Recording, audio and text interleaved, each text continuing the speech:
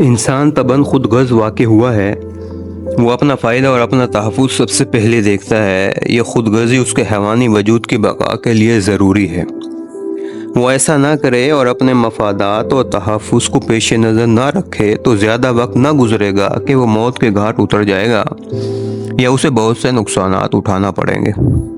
تحفظ اور مفادات کی یہی نفسیات ہے جو انسانوں کو بقائے زندگی کی جد و جہد پر آمادہ کرتی ہے۔ اسی کے لیے انسان شکار کرتا، کھیتی اگاتا، تجارت اور ملازمت کرتا ہے۔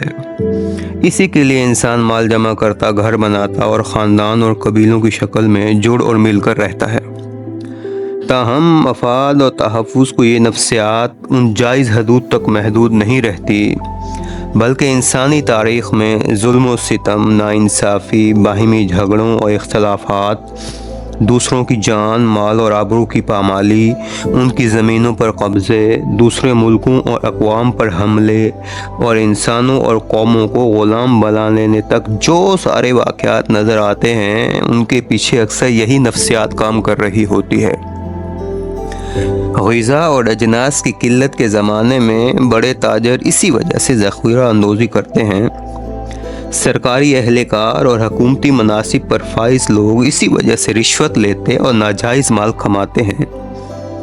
ایک کمزور کو کسی طاقتور کے ہاتھوں ظلم و ستم کا شکار ہوتا دیکھ کر بھی کچھ کرنے کی قدرت کے باوجود لوگ اسی لیے خاموش رہتے ہیں۔ یہ رویہ بظاہر مفادات کا رویہ ہے، وقتی طور پر اس کے نتیجے میں انسان اپنے مفادات کا تحفظ کرنے میں کامیاب ہو جاتا ہے، مگر یہ بات یاد رکھنی چاہیے کہ زیادہ دن نہیں گزریں گے کہ عالم کا پروردگار عدل کامل کا دن شروع کر دے گا۔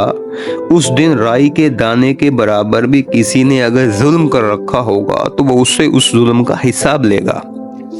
اگر کسی کا مال کھایا ہوگا تو اس کا حساب دینا ہوگا، کسی کو گالی دی ہوگی تو اس کا جواب دینا ہوگا، کسی کی زمین پر قبضہ کیا ہوگا تو اس بوجھ کو بہرحال اتارنا ہوگا، کسی کی آبرو پر حملہ کیا یا کسی پر بہتان لگایا یا کسی کو جسمانی یا ذہنی ایذا دی ہوگی تو ان میں سے ہر چیز پر مواخذے سے گزرنا ہوگا۔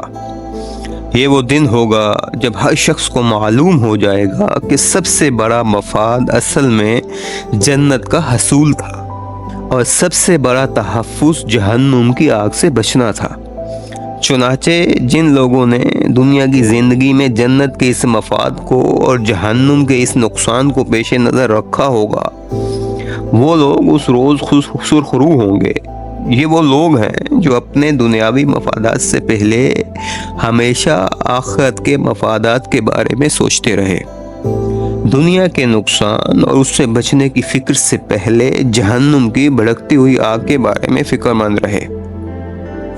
ایسے لوگ کبھی اپنے مفاد اور تحفظ کے لیے کسی پر ظلم نہیں کرتے، کسی کا مال ناجائز طریقے سے نہیں کھاتے، کسی کی آبرو پر حملہ نہیں کرتے، اور اگر کبھی کسی وجہ سے ایسا کوئی معاملہ ہو جائے تو فوراً توبہ کا راستہ اختیار کرتے ہیں، اپنے گناہوں کی معافی مانگتے ہیں، سامنے والے کی جو حق تلفی ہو جاتی ہے اس کی پوری تلافی کرتے ہیں۔ یہی وہ لوگ ہیں جن کی توبہ ان کے رب کے حضور مقبول ہوگی۔ رہے وہ لوگ جو اپنے مفاد اور اپنے بچاؤ کے لیے دوسروں کی جان، مال اور آبرو کو نقصان پہنچانے سے بالکل نہیں چوکتے، وہ دراصل سب سے بڑھ کر اپنا نقصان کر رہے ہیں۔